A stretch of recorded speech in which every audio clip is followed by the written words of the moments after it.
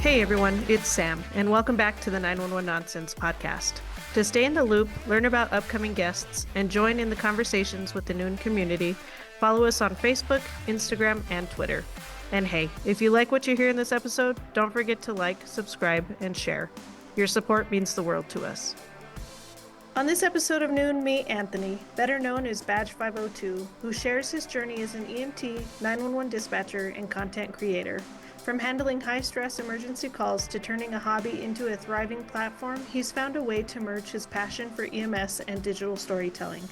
He also opens up about the realities of the job, the impact of social media, and the importance of finding balance in both.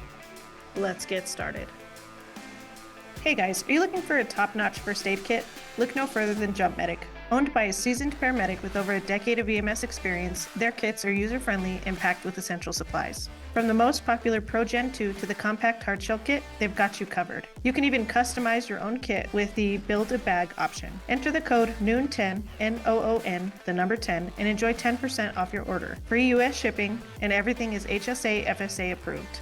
Visit jumpmedic.com and follow at JumpMedicUSA on Instagram. Stay prepared with Jump Medic. Awesome, Anthony. Thank you so much for joining us on the 911 Nonsense podcast. I am so honored to have you on today. How are you doing? I'm doing great. I'm happy to be here. This is a lot of fun already. It is a lot of fun. We've talked a couple of times, and it's been absolutely phenomenal. I love your reels. For those that are listening, if you don't know already, this is Badge 502, infamously known for the butt plugs. Pardon my strategy. Let's go ahead and get a quick introduction, Anthony, if you don't mind.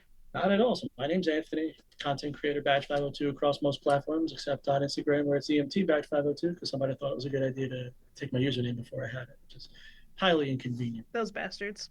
Right? That's what I'm saying. Get your head in the game, right? How'd you not know I was showing up? I've been an EMT for about 5 years, a 911 dispatcher for the same. I work for a volunteer agency. That's just how I kind of want to keep it. A lot of people have asked me why I don't do it for pay. It's because it's my way of giving back to a community that I've grown up in just basically my entire life. I no longer live there, but I still work at the agency. Other than that, just regular, civilized, uncivilized human being, just trying to make people laugh and doing the best I can. I think you're doing a fantastic job at making people laugh. In your early starts for videos, were you trying a bunch of different content creation ideas and that one just stuck, or what happened there? So I've been, I suppose you could say, trying to get into social media for a long time, but not so much to grow a platform. Like I had a motorcycle page that I just wanted to look cool. I had a page for my dogs that I thought wanted to look cool. I had one for paintball. I had one for firearms. I had so many different forays into social media, and just lucky me, look which one took off. But it's not my first go round into social media, but it's definitely been my most entertaining and my most self gratifying because it's you have to do this for yourself first and foremost. If you're not having a good time, it's pointless, and that's how it started. Yeah, you gotta love what you do, right? To keep going. You do, and it's a schedule. You have to schedule it into your life, and I have friends, I have a family, I have my career. Like I said, I work for a police department where I do 911 emergency medical dispatching, and that's long hours. EMS is long hours, and you have to be able to work this in. And I've been able to grow a business with this, so it's you have to want it. You have to want it, but you also have to enjoy it. And when it stops being fun, it's not feasible to keep doing it. Fortunately, I haven't hit that. Yeah, shut it down, right? I tell my people all the time, a couple of people that help me, I tell them all the time, I'm like, the minute this stops being fun, I'll burn it to the ground. Exactly. That's one of the reasons why I keep podcasting too. Is this is a lot of fun. I look very forward to getting to interview and talk to people that I don't know and meet new people. Essentially, I think if this ever got to a point where it was more of a have to do, I would probably stop. But I'm enjoying it so much right now that I wouldn't want to. They do a good job. I've listened to the podcast and it's great. It's good. It's a good topic. You do well. I super appreciate that, man. I really appreciate it. I have a question I've been thinking about and I wanted to know. So I've noticed that you have a PO box listed on your page. Do you get people to send you like inappropriate objects? So, oh dear, I have them in the garage, I think. But every so often, someone will be really great. Like I have a gentleman right now who's contacted me. He's like, "Listen, I want to send you a couple of really cool things. You know, is that okay? Can I send stuff to your box?" Yeah, absolutely, 100%. You know, have fun with it. You know, I have it just so obviously so stuff doesn't come to my house. I had somebody, and I actually showed my guys at the department. So funny to say it out loud. I had somebody send me three what I can only assume are very expensive butt plugs, like very expensive. They're like heavy and metal, like solid metal. And two of them had my face on it, and one of them had my old badge on it. That's so random. Yeah, they were clanging in the back. Oh, that was a lot. They're heavy, man. You can take out a you can take out a Volkswagen with these things. Oh my God. That's fantastic, dude. I just assumed that you probably would have at least gotten one with Yeah, the content that you have. the thing that I use it the most for is every year I do I call it like a Christmas card fundraiser. Basically, the town that I lived in had a food bank, and I wasn't affiliated with them or anything like that. But it was there, and I decided pretty early on that if I was ever lucky enough to have any of this take off, that I would do my best to just give back anywhere I could because it's also finite. You know, that none of this is forever. So I'm like, if the best I can do is help them out in any way, let me do that. So what I did was I organized a fundraiser where it was like, if you send us a Christmas card here at Batch 502, because back in the day, my whole house used to be just covered in Christmas cards. My family used to send out cards for the holidays, and as the family got older, that kind of stopped. So what I did was I was like, if you guys send us here at Batch 502 a Christmas card, I'm going to make a donation to my local food bank. You know, and I thought I was going to get like maybe 50 cards. I ended up getting like 300 cards, and people were sending cash and stuff. I was like, that's not what I asked you for. Like, don't send me cash. You don't have to send me presents. It's not about like just do that. So I ended up doing about $300 that year to the food bank, and I called them up. I was like, listen, I know you don't know who I am, but what do you need for the food bank for the holidays? They told me, and for Easter, we went ahead and grabbed a whole bunch of stuff for them. That's all on my YouTube, and we just did it again for a just a regular food drive, like a canned food and non-perishable food drive. Ended up being like 300 pounds of food we collected. It was crazy. I don't know, and that was with a salon in the area. They helped us out with that. Now we're doing it again. You can't really see it. Just stacks and stacks of cards that people are sending. Yeah, no, that's super awesome. And I'm so glad that you're able to do that and that you actually do what you say you're going to do. Have you always wanted to be an EMT? No. No. So I told this story on the Unsubscribed podcast. Actually, I growing up in my house, my mom had this sign that was above her couch, right? And it said, "Service to others is the rent that we pay for our room here on Earth." And it was just there. It was my mom. It was a Muhammad Ali quote. And it's not like my mom was a Muhammad Ali fan by any stretch of the imagination, but it was just something that was there. And I guess over the years that kind of stuck with me. And I've done everything. I've had every job under the sun. I've installed pools. I worked for a restaurant for like 15 years. I was the food service manager and director for the Job Corps Center for a while. Just everything. Worked in a doggy day camp. And after a while, when COVID hit, I was a firearms instructor. I tested temp foreheads during COVID. And when COVID hit, that's when I was like, you know, I'm bouncing around way too much. I kind of need to settle into something that I think in my own mind is a little bit more fulfilling. And I asked someone who worked at, actually at the time they worked at Medieval Times, where I also worked at one point. And I asked him, like, hey, how do I get involved in EMS? Because he was a life member for that department. And I was like, how do I get involved in EMS? I don't really know anything about it. What do I do? He goes, well, it's actually really tough. What you do is you go down there and you talk to them. Gotcha. Okay, it seems way easier than it seemed. So I went down there, and it really was just like that. It's a volunteer agency, so they want you. You know, they want fresh souls. You know, and but it Yeah. was great. I was a probationary member there for 6 months, and then they're like, you know, you're doing well. Do you think this is something that you want to do? I'm like, yeah, I think this is amazing. I went to EMT school, and right in the middle of right in the beginning, really, of EMT school, that's when COVID hit. So I was now becoming an EMT, and at the same time going through my 911 courses and all that stuff, right in the height of COVID, which was, you know, ideal. It's exactly Yeah, what you want it's to do. totally ideal. And so yeah, and then I, you know, hit the ground running, and we took out COVID trucks, and we had to do a whole bunch of stuff with that and increase protocols, and it was really interesting to see how everything came together, and it really sort of solidified that it's something that I definitely wanted to do, and that's why I still do it voluntarily. And I just the department's amazing, and I couldn't see it any other way. I mean, I can do it for pay, and I do it per diem occasionally, but I'm where I'm supposed to be now. Now I'm doing what I'm supposed to do. That's awesome. So, coming late into the game, how did you know if you were going to be able to handle like blood and guts and all the nasty stuff that we see? So you don't know until you experience it, and I was very fortunate. And not that this is a good way to find out, but I had a when I was working at the range, I had a pretty serious traumatic injury that happened over there, and we were able to handle that. And at that point, once you see that, you're like, tell you what, if you can handle this, you can handle it. Yeah, that's impressive.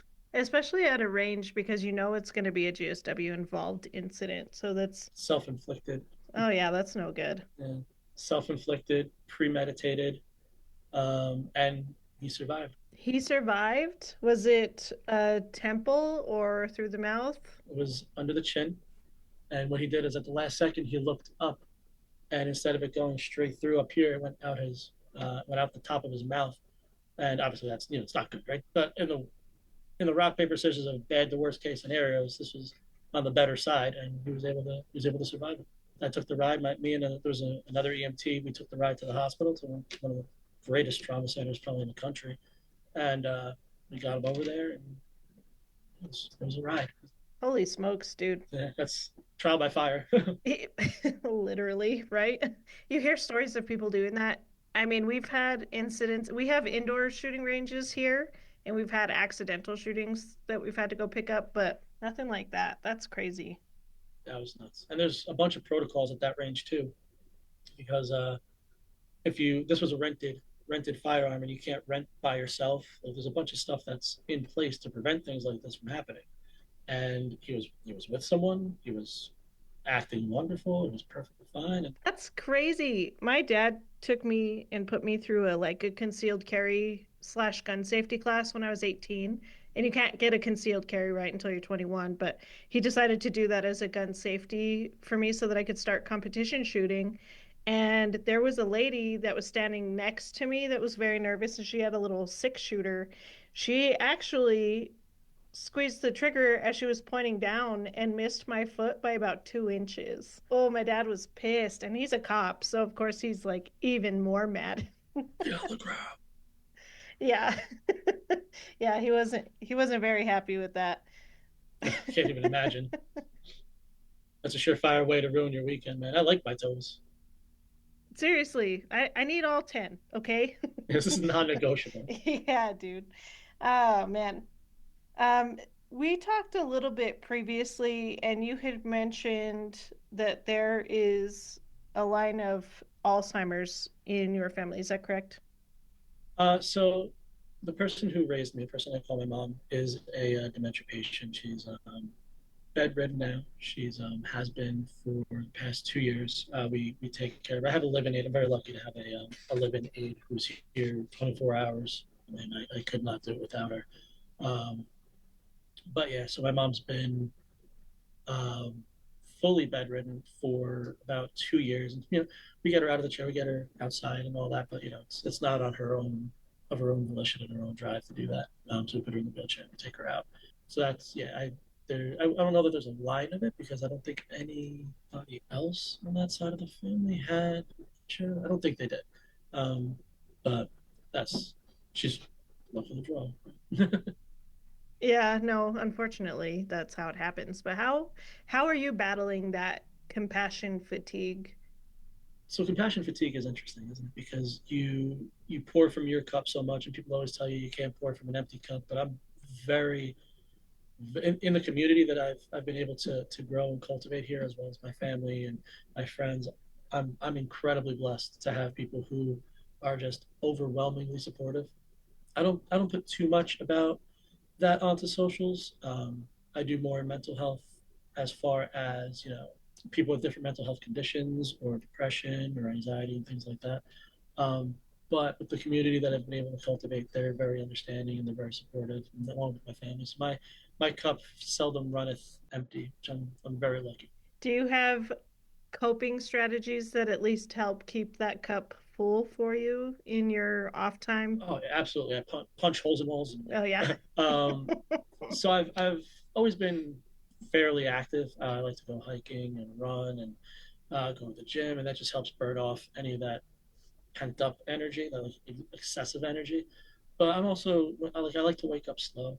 I like to come downstairs when like the family's still asleep, or maybe the dogs will come downstairs, but that depends. And come downstairs, I'll bust out the iPad, I'll start reading, and sit on the couch, throw some lo-fi on, grab a cup of coffee, and I like to start my day on a gradual incline. I don't like to if I my days hit the ground running 95% of the time. So anytime that I can just stop and just take it in for a little while, I like to do that. I love to go to the beach. I love to just lay in the sand and just let time stop for a little while. Just sit at the end of the country, know that I'm not going to walk straight out into it. Nice, That's awesome. And that's a great technique because not everybody recognizes that, like, the importance that that can have to a day, right? Like, you might have to get up a little bit earlier just to beat everybody to get to that point, but literally the rest of your day is going to be saved because of how you started that morning. Yeah, you shape it. That there's that speech that I think it was a general gave. It was like, you want to start your day off right. Start by making your bed. But sometimes making your bed can be metaphorical. So you have to make your own bed sometimes. Yeah. Oh, that was wonderful. Sometimes making the bed can be metaphorical. That's a great way to say that. One of my friends wrote a book, or started writing a book that was called "It's Not Always About the Dishes."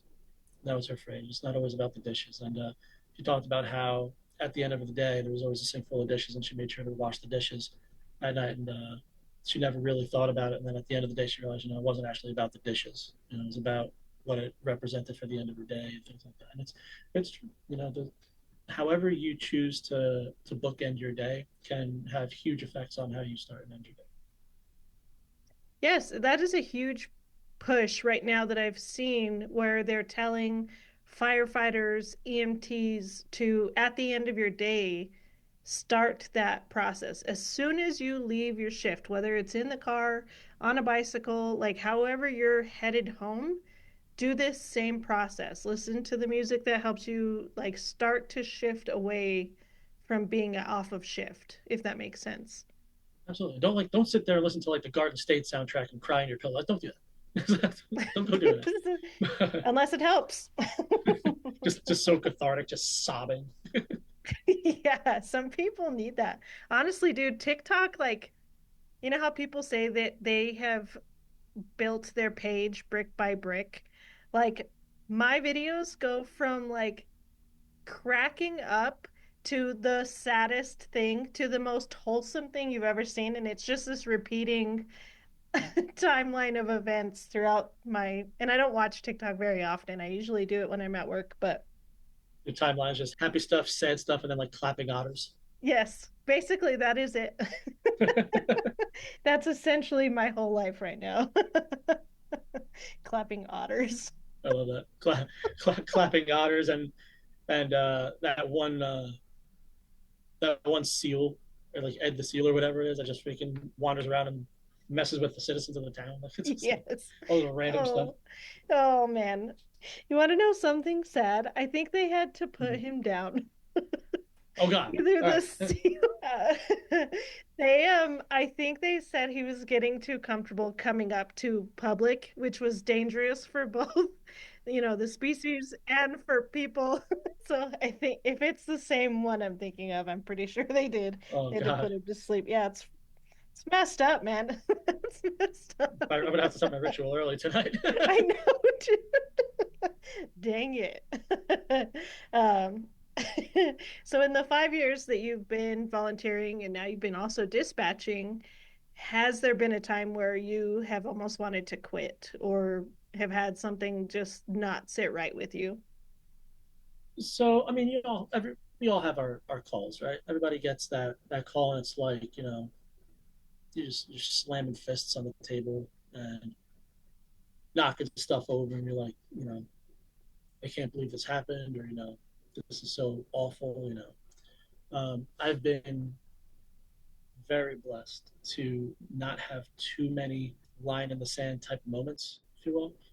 Um, my very first call, before I knew how to do anything, was probationary, and the first call I ever went on was for. It came in as an unresponsive, not breathing 1 year old, and I'm like, a what? And mind you, I just went from seeing these two guys, my trainees, who are goofing around and throwing like sponge balls at each other, just having a blast. To the game face just changes, and it's an absolute 180 degrees. Cook it and book it. These guys were hauling. They're telling me to grab stuff. They're telling me words I've never even heard before, and we run into the house, and obviously, obviously has a much better outcome. But I walked in the house, the 1 year old's doing a whole bunch of this, clapping and having a great time. And I'm like, I don't know what an unresponsive 1 year old looks like, but I know what it doesn't look like. And that's it. And turns out the baby was having febrile seizures. So after about 5 minutes, she went right back into another one. At that point, the medics showed up. They're like, oh, I see you. Cook it and book it. Right. So we, I figured around then, I'm like, okay, if I can handle going to an unresponsive child like that, without knowing anything, I'm like, I think I can manage this. And from there, it's been the majority of my calls, and again, like I said again, I'm very lucky to be able to say this at least right now, have been fairly manageable.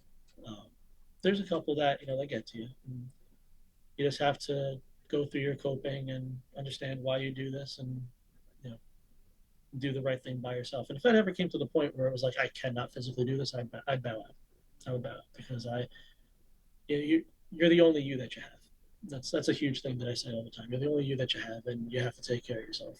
And if it ever became too much, it became too much. Oh man.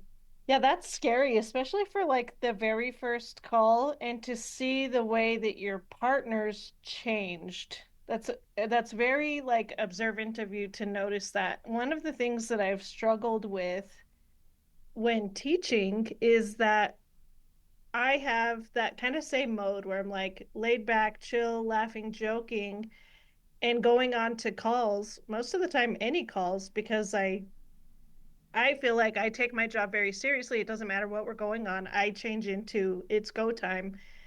And my like I've had to tell a couple of trainees like you'll hear me change and I will talk to you, but I'm not upset. I'm not mad. I'm just trying to be efficient. We need to get things done efficiently. Yes, I'm focusing on what I need to like think about how we need to take the next step to fix this or whatever, to progress forward through this call. So, do you now do the same thing? I would say absolutely. I When we're at squad, like I said, it's a volunteer department. So this is something that I'm doing, and it sounds crazy to say it like this, but this is something I do for fun. This is something that I do. This is something I do to do it. So I'm not that person who will tell you, "Oh man, I can't believe we're going on a job." That's not me. Like, let's go to Job Town. Let's make it happen. And I'm one of those people where it's like every patient, every time. They're calling you because they need you. Whether it's something insanely serious or maybe a person needs a little bit of a lift assist, and maybe it's not even a big lift assist. Maybe they just can't get up off the floor into their bed. But at that point, that's it. You're what they have. So I take my job very seriously, but I'm able to draw that line where it's like this is when it's go time. Shut it off. Call it a day. And if you can make your patient smile during it, that's always good too. So Yeah. once you get to the house and you're like, when you get to the house and you're like, Mrs. Johnson, right? Every time, every time I see you, you're in a different area of the house. What's going on here? Oh, and I was trying to go to the bathroom. Listen, I don't want to hear it. All right, let's get it. Just freaking, you cook it and book it. You take care of business, and they appreciate you. You're a staple in the town. You have your town's name smashed across your truck. So when you come, they know that we don't play games. We're very dedicated department. That's awesome. I love volunteer services, but there's a big stigma on it. And I'm curious to hear what your opinion is on how EMTs and paramedics aren't getting paid as much because we're not being taken seriously because of volunteer services. So there are definitely volley services that bad rap EMS. I'm very lucky to not be part of that. I know departments, especially as you get a little further out into different states. Now I'm in Jersey, where cost of living is super high, so naturally I get paid a little bit more than someone who's say in like rural Pennsylvania. But rural Pennsylvania is not getting paid well.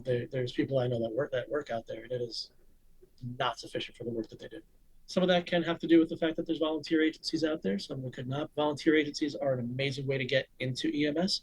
I can tell you for a fact that my volunteer service paid for my EMS, my EMT school. It's a little more lenient than what it sounds, but you owe them. You're supposed to devote 3 years to the department once they do that. Um, but they pay for my EMT school. They pay for all my certifications, all my CEUs, like everything that I need to do to maintain my certification, I don't have to worry about. So on that end, it's really good. You just have to kind of reconcile the fact that there's people that don't take this as seriously, which is upsetting because these volunteer agencies, it's not usually a volunteer agency that's a private company. Volunteer agencies are your town. These are your people. You have your name smashed across the side of your truck. You grew up with these people. You're 19 years old and now you're going to Mrs. Johnson's house who used to babysit you. You have that connection to the town. So I think in that sense, volunteer agencies are great, as long as you take that responsibility seriously and you don't welsh it. And then you also have volunteer agencies. I mean, this happens on paid too. Volunteer agencies that break that trust too. So they'll do stupid stuff in the house, or they'll treat their patients poorly, and it's like, oh, look at this. Then boom, boom, boom, you're getting hit with that stigma, and just doesn't go well from there. And it's really hard to break that stigma. It is hard to break the stigma. And it's funny to see people saying that. In my opinion, volunteer services are great, especially here in New Mexico, because we have still huge numbers of volunteer services that are not only the responding service, but are also the transport service because the city can't, like, I guess, afford. I laugh at that, right? I think it's funny. I think it's absolutely insane that we still have large cities that have and depend purely on volunteer services. That is It's crazy, absolutely right? insane to me. Yes, like Could you imagine like if FDNY was volunteer? You know? yeah, right? And like these are people who are volunteering knowing that 90% of their call volume is going to be EMS based. So they're going of their own accord to get all of this EMS experience and to get these classes and to make sure that they're still able to take care of their community, like you said. So it absolutely boggles my mind that there's still such huge numbers of volunteer services here. Like that inherent interest is great, right? Like I have a want, to take care because I do. I respond to. There's people that I grew up with. I respond to their parents' houses. I respond to friends' houses that are friends of friends. I've responded to people who are my age who've fallen, broken ankles, broken hips, broken legs, gashed their face. One fell off the steps at the church, went down freaking like a sack of potatoes, freaking gashed his whole face up. And I'm like, oh, you know, Jesus saves, right? So you just duct tape them back together, spit on it, rub some dirt on it, get them in the ambulance and kick rocks. but Yep. but at that point, like you get that feeling like you're taking care of your community, and that's for me that's just an unrivaled experience. I never, and this is all self-inflicted too. I never thought that I would have an opportunity to do this. It's all self-inflicted thought, but I never thought in my wildest dreams I would have the ability to take care of my town. Why did you feel that way? Because that wasn't really the life track I was on. I was like, let's make money, and as soon as money uh, flattens out, we go get another job that makes more, and just kind of work my way that way. And I didn't really. I'm fairly skilled in a couple different things, so I was able to kind of manipulate my way through the workforces and just do well. But when I decided that I wanted to do something a little bit bigger, um, and there's more, I should say bigger for myself, more emotionally satisfying. I knew that this is the direction that I want to go, and I was like, you know what, we'll figure it out. And it's all baby steps. You take one step at a time. You figure out what you want to do. It's the same with my social media. It's all baby steps. Can't eat too big a bite. Once I figured out that I could really make something like that happen, that's what we went. That's awesome. And now that you're working both as a 911 dispatcher and a volunteer EMT, do you find it hard to take those calls and on the phone and not be able to be there? Oh, the dichotomy. Yeah. Right? You sit there and you're like, I know what's wrong with this person. I could, they're telling me there's symptoms. Now, for 911, we have what's called an all caller or an EMD, emergency medical dispatch screen. And all you have to do is answer questions. And 95% of what you're trying to do is determine if they need medics or not. That's basically the bulk of it. Or if, God forbid, they're in cardiac arrest, you can teach somebody or tell somebody how to give CPR over the phone. That's the bulk of what we're trying to do.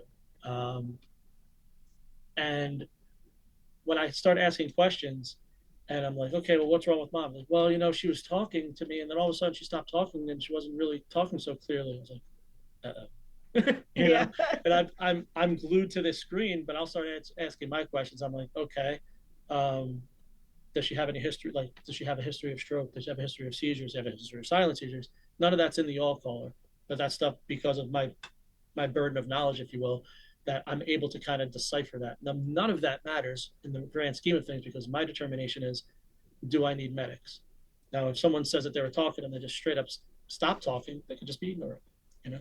But when you go through the list of questions and you're like, okay, has this person have any dizziness, lightheadedness, altered mental status, blah blah blah? What are they doing right now? They're just staring at me. All right, well that's altered mental. So now I'm going to get you medics. So that's the route that 911 takes.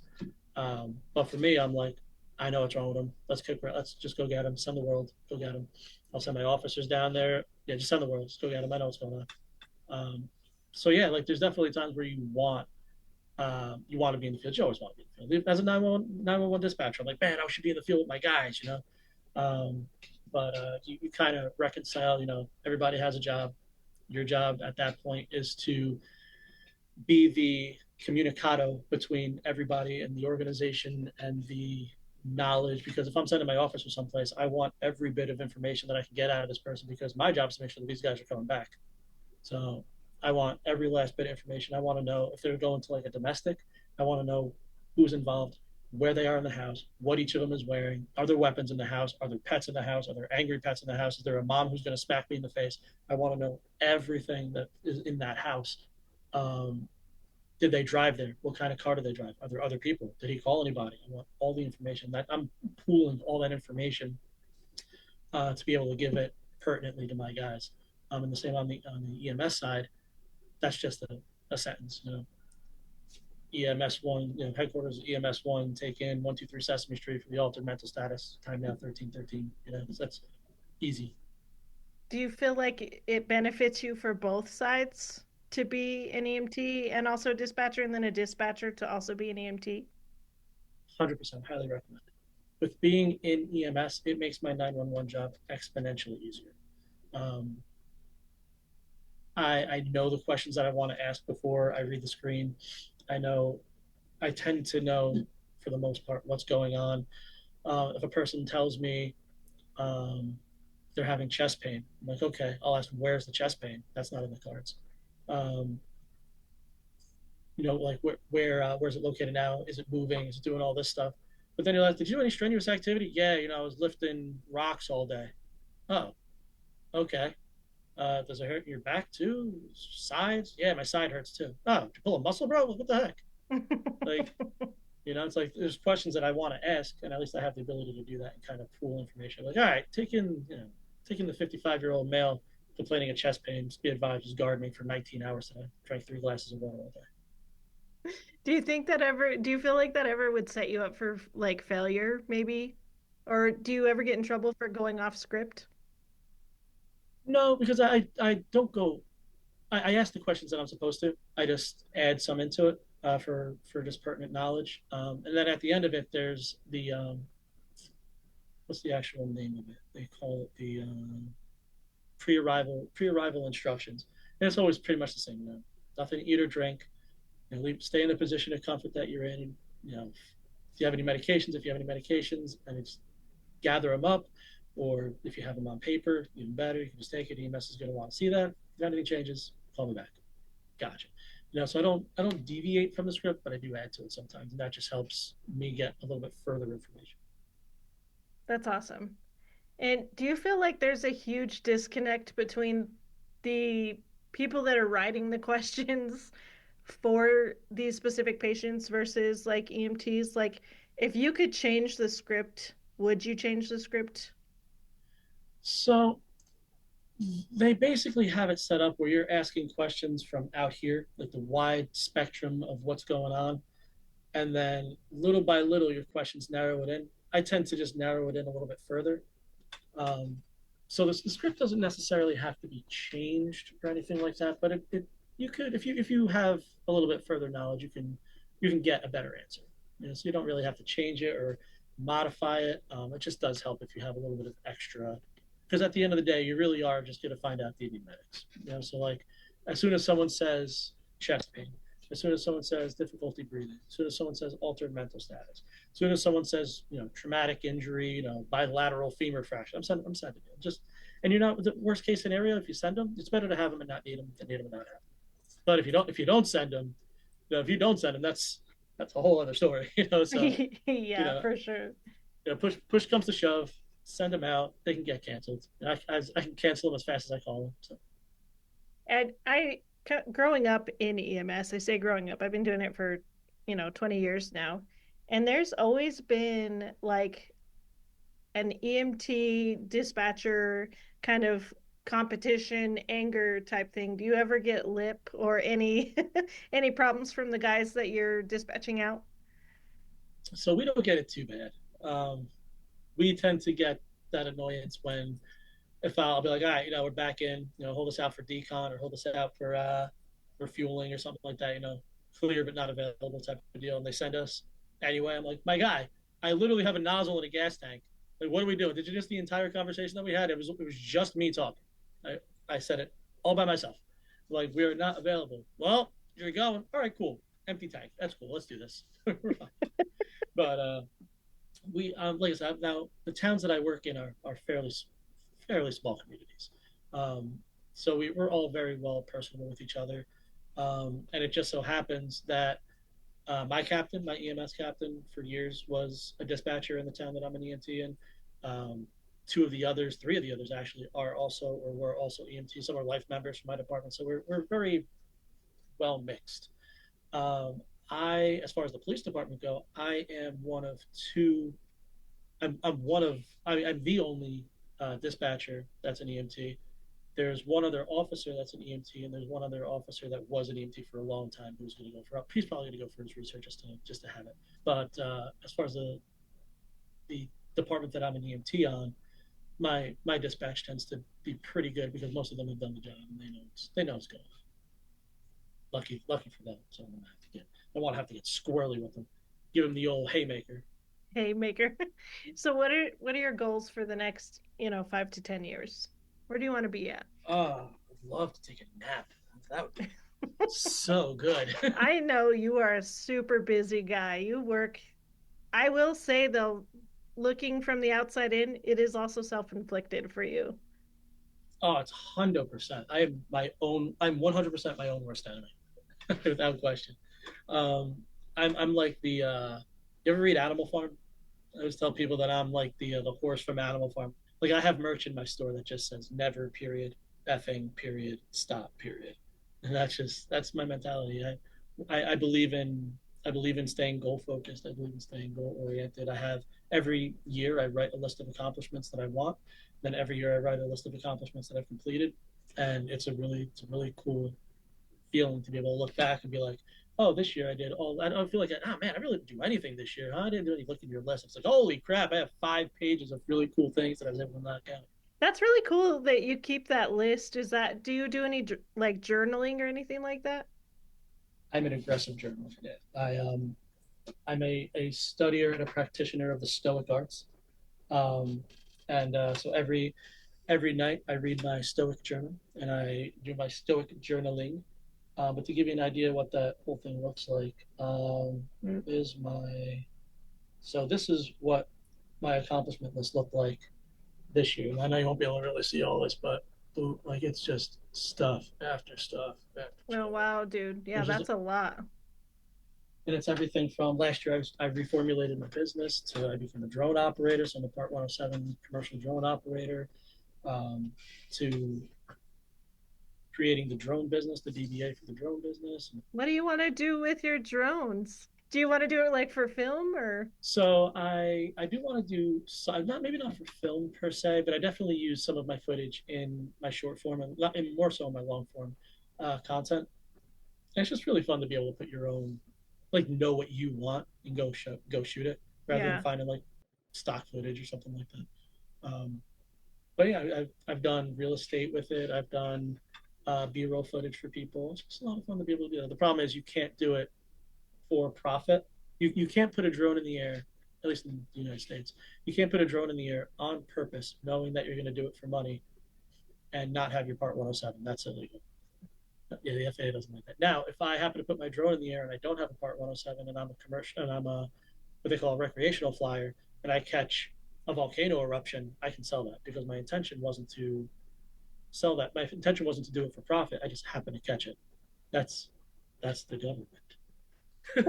That's nuts, dude. There's so many rules. That's so There's so many crazy. rules. There's so many rules. When I fly my drone, I have to go onto an app called Air Control, and I can literally see the actual airspace around me. So if I'm in a certain area, I have to request. I have to actually request from the FAA flight acceptance, and it's super easy. It sounds a lot more complicated than it is. It's not. Just put in where you're going to fly, how long you want to fly for. They send you an immediate yes. It's not like a struggle. Um, they make it so that if it's going to be a no, you can't even request it. But that's very much FAA regulations. Yeah, Part 107 is very That's so strict on what cool. you can do. I wish more So people it's did fun. that because we've had a lot of like, not a lot, but we've had some potential like almost drone strikes with the airplanes out here. I bet. Some really close misses, you know what I mean? And then we had, I don't know if you pay attention to flight news at all, but there was a helicopter just recently that had a drowning child that was being resuscitated and they couldn't take off because the neighbors were being nosy and flying their drones over where all the lights and everything were in the area. Yeah, so they had to get that cleared before they could even take off to save this kid. Here in Jersey, there was a pretty sizable brush fire that was in northern Jersey. For it burned for a couple of days. Obviously, it's nothing like what you see out west, but for us, it's pretty substantial. And I was like, I'm gonna go put the drone over this. Just it's gonna look crazy. And I got some footage, but every so often you look out. And mind you, by FAA regulation, I can only fly 300 feet above ground level.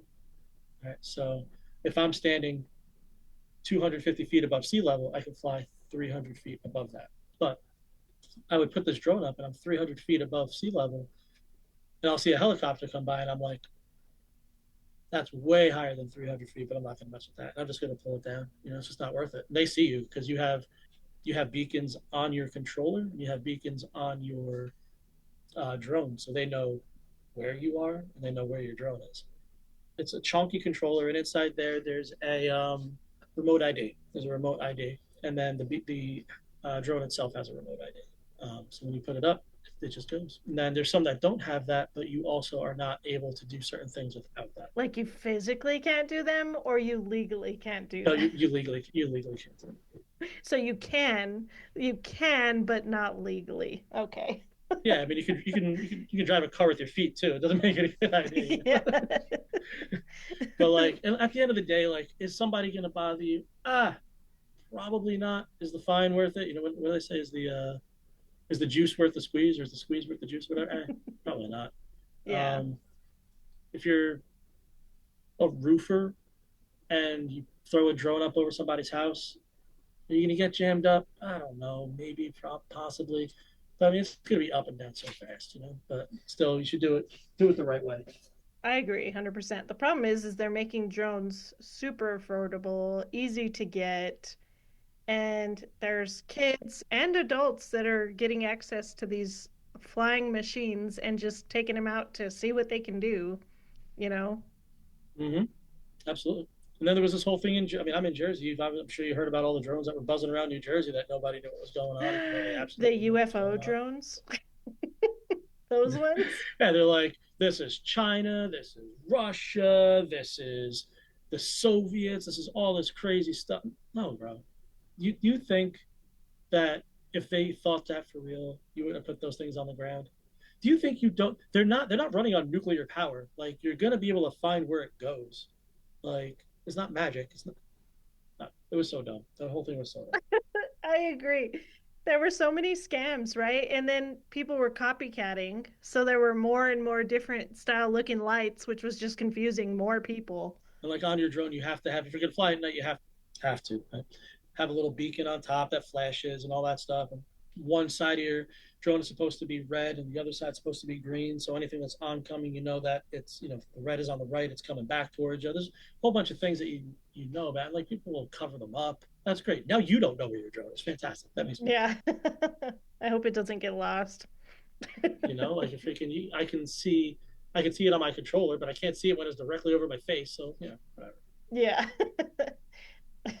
You are like super into, well, I don't know if you're super into video games, but you like to play video games also, don't you? Yeah. Yeah. What's your flavor? So I mean, I guess it sort of depends. Like if I'm just playing with my buddies, or if I'm going to start streaming or something like that, we always do like the traditional stream games, your Call of Duties, your Fortnites, your stuff like that. If we're having like a really mellow type of thing, we'll maybe do some like Minecraft or something crazy where it can just be a little creative and just kill 50 hours of your life 50.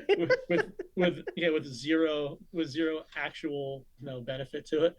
But yeah, we play stuff like that. We'll play if I'm playing by myself. I was really into like the Harry Potter game when that came out. That was a lot of fun. I'll play a lot of like Warhammer was great. And there's like a couple like low budget games that are a lot of fun. Just stuff that kind of takes you out of your normal frame of mind, helps return you to homeostasis. Is always nice. I agree. That is my favorite way of checking out, kind of. I like to, my wife's like, why don't you hurry up and just play so you can start your other game? And I'm like, no, I really want to experience this. I really enjoy Yeah, the you can take it in. storyline. Yeah, I want to take it in. I want to enjoy it. Right now I'm playing Dying Light 2, which is very easily one of my top favorite games. I love it so much. That was me with Red Dead 2. I was engorged in Red Dead 2. I almost 100%ed Red Dead 2. I was like probably 2% away from completing it, and they took it off the PSN game network thing where it's free. So, and I'm just a cheap ass and I don't Oh, want to spend the $20 on it. I don't approve that. I know. I need to. I need to do Dude, it. But I'll buy it for it. well, thanks, dude. I'll buy it with TikTok money. TikTok. Hey, I know you got Facebook money too, don't lie. So I don't yet.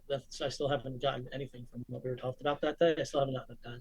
Are you kidding me? Dude, that's Yeah, I'm gonna start nuts. flipping tables soon. I'm gonna start flipping tables You soon. need to. You need to. They That sent me an is email immediately. They sent me an email immediately and said, "Nope, everything's good." I was like, "Are you sure about that?" so. Have you had any other complications from any other, like, I don't know about Instagram. I don't even, I'm so low on the pedestal here that I don't know how getting paid through any of those platforms works. So for me, Instagram itself is not insanely profitable by any stretch of the imagination. There's a couple bonus programs on a couple of these that work pretty well. TikTok, alas, speak of it ill if you must, but it is the most consistently paying platform other than YouTube. I would love to get my YouTube blown up. That would be amazing if every single person who's listening to this podcast could just go ahead and subscribe to the Badge 502 YouTube. We would take that. We'd be very happy to have you on board. Anyway, it has been the most consistent over the years, and it's a nice supplementation. There's like Threads has a really nice bonus program going on right now. Um, TikTok, I get a couple shekels here and there. Facebook, I get a couple dimes here, which we have to fix Yeah, that. you got to fix that, bro. And yeah, TikTok has been like the bigger pull. So many people talk so badly about TikTok, and I don't get me wrong. I do recognize that there are problems with giving our information to other Oh yeah, countries. But yeah, it's a terrible platform. yes, that being said, there are plenty of other apps, there are plenty of other things that we are utilizing that is giving our information already to other countries, right? Like, How's that cell phone you have there? exactly. Like, and you know what I learned the other day? Like, I think I've talked about this, but Roomba actually saves the maps of your house and uploads that to their like platforms so they know what the inside like the layout of your house is based on the maps that Roombas are taking. Jokes on them. I don't sweep my house. There you go. I don't sweep, you don't mop, you don't do nothing. It. My house is pure. That's awesome. We actually just had to China throw ain't got ours nothing on away. me. That's so funny. Although it still does track your phone. So, Yeah, 100%. yeah, in You that don't get layout. tracked. Tell me all about how you don't get tracked, Nike Run app. Tell me all about it. Yeah, What are exactly. you talking about? This is literally a green line where you just were. What are you talking about? I use a weather app for my phone when I'm tracking weather for flight purposes, and it constantly has ads like from things that I've searched on a private connection through Google, right? We keep it in private all the time. We don't switch back and forth because I don't want it to save the data. It's clearly saving the data if the It's saving app the data. is pulling up, yeah, like the random things. I'm trying to remember what I looked up the other day. It was like some special toaster and it had it as an advertisement. I'm like, what is this? I don't want you to share my data. Okay, copy that. We're going to take it, but like Yeah, we understand that you don't want it. We don't. You don't want it. I understand, but we're going to. But we understand you don't want it. exactly. That being said, though, like, despite all of the bad stuff that is happening with technology, I really feel that we're going in a really cool direction, and I'm super excited to see the ways that this progresses EMS and medicine and even our personal lives specifically. You know what I mean? Yeah, what a time to be alive. Yeah, seriously. Do you play VR at all? Not particularly. I've messed around with a couple buddies' houses, and it is a lot of fun. I was actually over.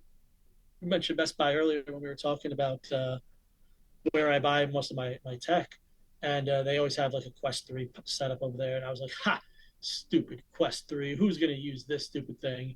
Ha! And I walk past it again, I'm like, stupid thing. And I walk past it again, and I'm like, all right, fine, fine. I'll put it.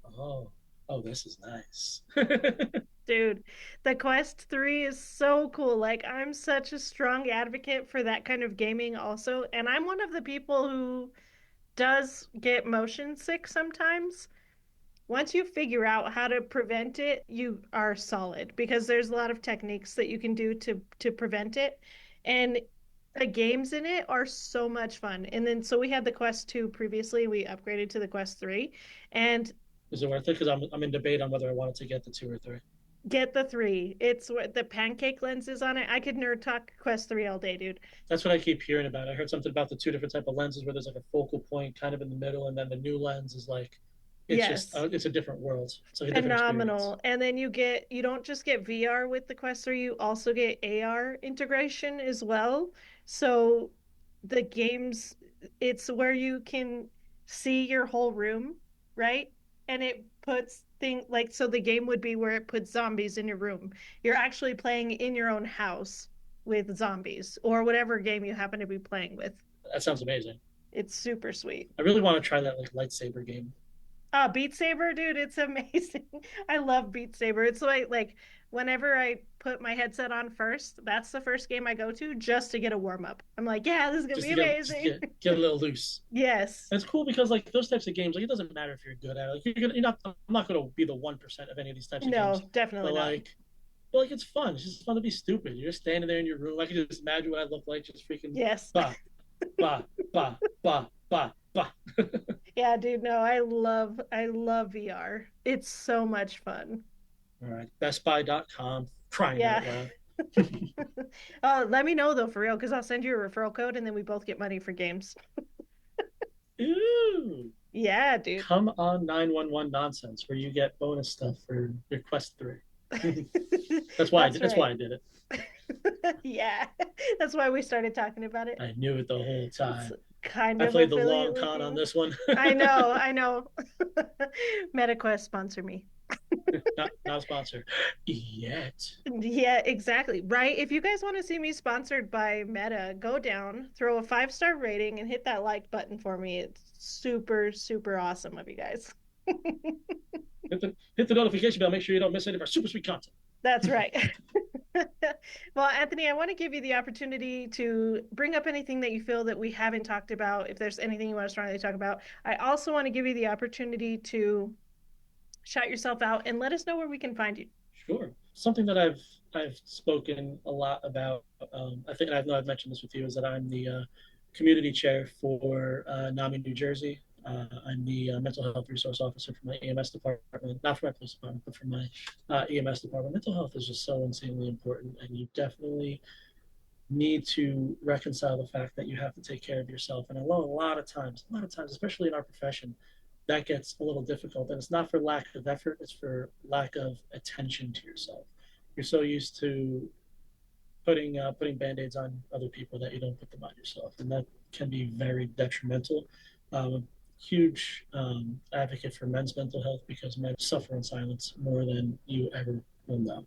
There are things that are stigmatized just in the male community in general, where you have to be a certain way, you have to be a certain type of toughness, you have to be a certain kind of stoic or powerful, and it's okay to let them know that it's okay to not be okay.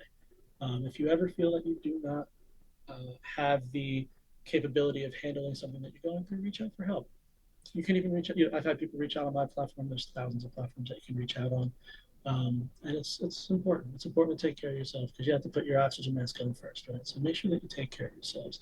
Every time I finish my lives, whether I'm talking to 5 people or 500 people or 5,000 people, which I've been lucky enough to have, I say the same thing after every single live. I say, work hard, be kind always. Do not forget to tell somebody that you love them. Say it often, make it weird, right? Just do it. Tell your people that you care and let them know that you're always going to be there for them because those are the people that are going to take care of you best. Right? That's my small bit of knowledge, right? Do the right thing when nobody's looking. Don't be a jerk. That's fantastic, dude. And where can we find you at?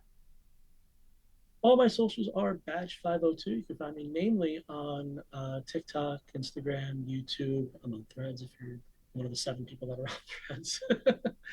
On Instagram, it's EMT Badge 502, but if you search Badge 502, it'll come up. Except no substitutions. I don't have a second account on TikTok. Right? There's a bunch of me. There's like 500 me's, but only one me. All right. But Badge 502 across all platforms, and that's the easiest way to find me. Go subscribe to the YouTube because we're trying to grow that. That's where we're trying to grow the most. Get me my plaque so I can stop doing all this and stop being ridiculous. That's right. Awesome, dude. Well, Anthony, it has been phenomenal. Thank you so much for coming out to the Noon podcast today. I just want to tell you, man, I am so freaking proud of you. You have gone from such a small platform to such a large platform. And not only have you become famous, but you've become famous and you're donating and you're giving your time to a community when a lot of people just don't do that anymore. So kudos to you for doing that, brother. That's super awesome. That means the world to me. Thank you so much. It's good to be able to do the right thing for people, even if whether they could do it for themselves or not. And that's all we can do, right? That's all we can do. That's it. We're all stuck on this rock together. You may as well make it good. That's right. Well, brother, I hope you have a great day and we'll talk pretty soon. You too, Sam. It was a pleasure, man. Thanks so much for having me. Yeah, bye. Thanks for tuning in. If you're enjoying the show and want to show your support, be sure to check out the Noon merch store on Bonfire. Find the link in the description below. Also, if you have any guest suggestions or if you're interested in being a guest on Noon yourself, visit the website at www.samspursuit.com to get in touch.